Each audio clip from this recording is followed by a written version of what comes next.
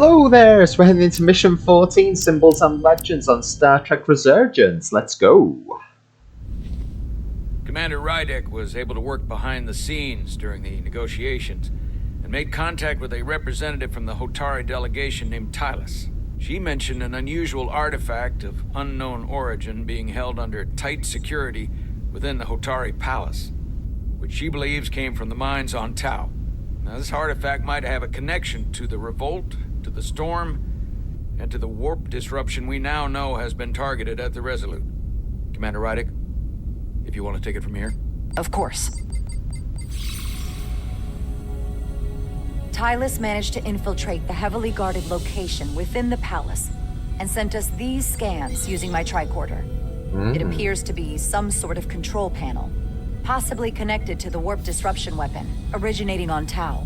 Of particular interest is this symbol, which we couldn't identify the origin of. The Federation database has records from a vast number of civilizations. If anyone from Starfleet has come across this before, the system should recognize it. Cross-referencing with Federation records. Displaying symbols from Federation database with a 90% probability of match or higher. Select a symbol to further analyze. Alright, let's find the matching symbol. Right, so that's the symbol on the left, and we've got them on the right. It's not the Klingons.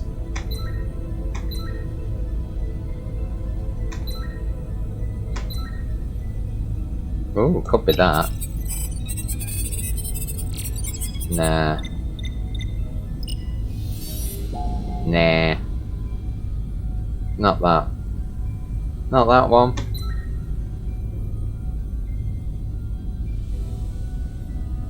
Could it be that? Nah.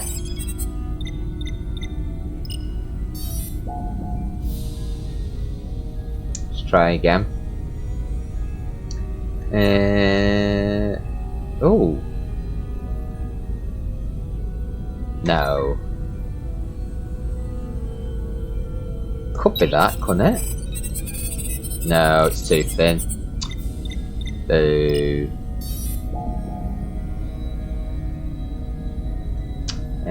Let's go again. Looks like them all. Ooh, that one looks promising. Yes. What's that? Who is it? 99.2% match. Got it. The who now? The Takon Empire? So, what are we looking at? The design and composition indicate this is a glyph associated with the ancient Takon Empire. Their civilization collapsed over 600,000 years ago, but once spanned millions of systems with a population numbering in the trillions. Fascinating. The Takon were once the most advanced, most powerful civilization in the galaxy. Is it possible the Hotari found Takon technology? I wonder if they even know what they have. Our knowledge of the Takon is limited. I have only encountered passing references to them. I can't speculate about how much they know, but one thing's for sure. They know how to use it. Indeed. Which might explain how they seized control of the mines and targeted us with a weapon that prevents warp travel. Computer, what is the last recorded discovery of other Takon artifacts?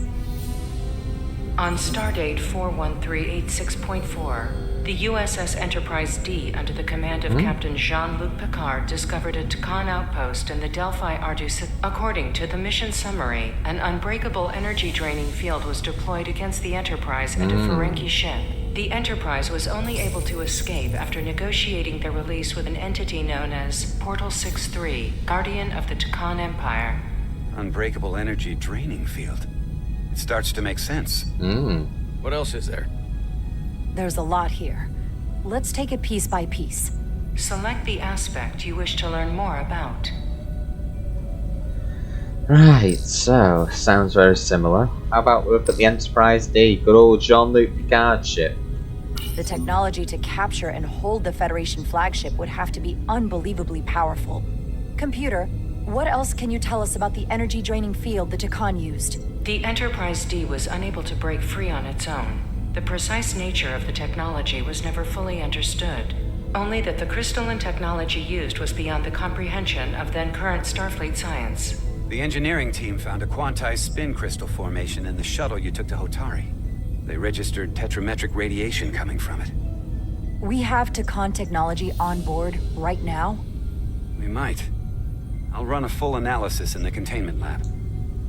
Why is part of the control panel here, though? I'm confused. Why is part of it on the shuttle? Why is it floating around? And why does it look like a toilet? Right, let's have a look at what about the planet. What sort of planet is Delphi Ardu 4? Delphi Ardu 4 is an M-class planet, a barren rocky world with little to no vegetation and frequent ion storms. The giant crystals that grow there absorb energy, but it is not understood how they do so.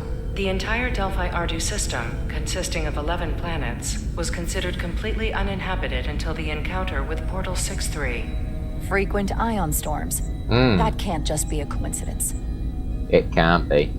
Alright, who's this Portal 6-3? Someone from the Takan Empire is actually still around.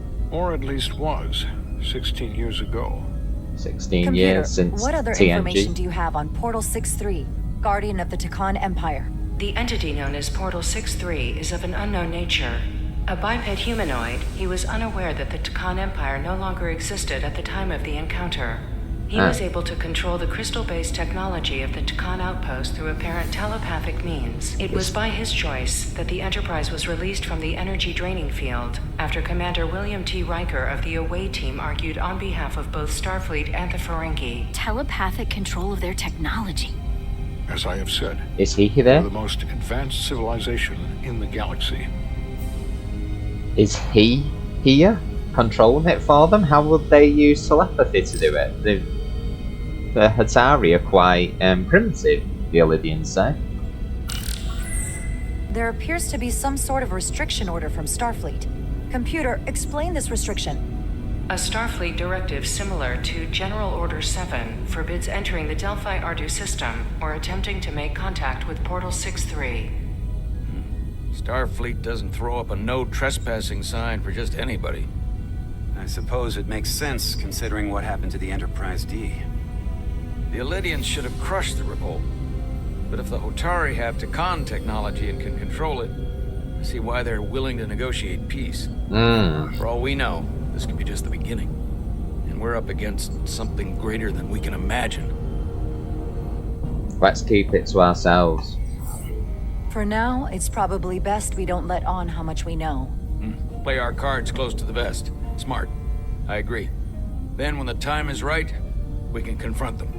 Diplomatically, of course. Right. We've been able to triangulate the source of the ionic interference and warp disruption to a specific mine on Tau. Engineering used the latest data from your shuttle to pinpoint its origin. There. So we know where to look.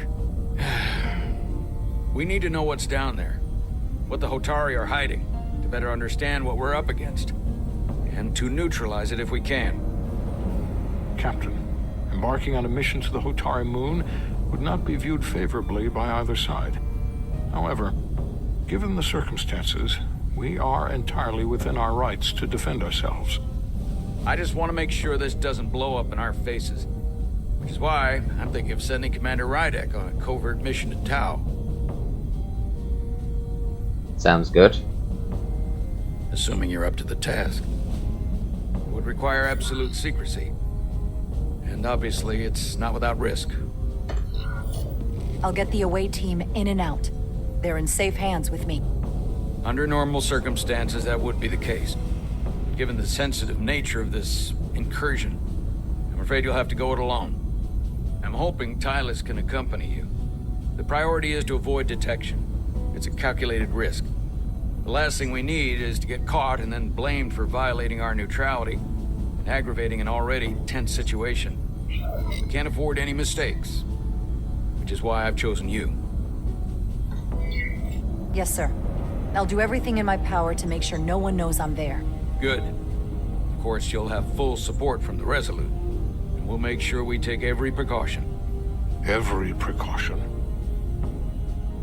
Get in touch with Tylus and make the necessary arrangements as discreetly as possible. Bridge to Captain Solano. The Alydians have moved additional ships to the edge of the Hotari system. Current heading is straight for the homeworld. Understood. It would seem we no longer have the luxury of waiting. In that case, may I suggest you and I return to Hotari Prime? Doing so will provide Commander Rydek as much time as possible to complete her mission. Agreed. We'll hail the Queen's delegation from my ready room. We all know what we need to do. Dismissed. Tense. We're ready.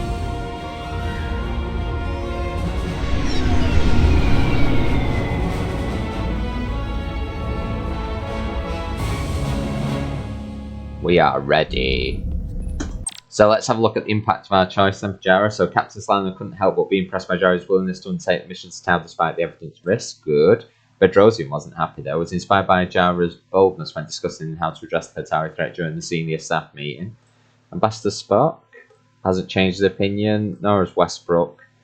Ermot hasn't changed. Dr. Duval probably not changed because, you know, she weren't there. Chovak, not changed. Ensign Calloway, not changed. He stayed the same since Mission 1. So that's it for Mission 14 on Star Trek Resurgence. Let us know if you think we made the right choice in the comment. Hope you enjoyed the video. Don't forget to like and subscribe for more Star Trek Resurgence videos, and we shall see you again shortly. Bye!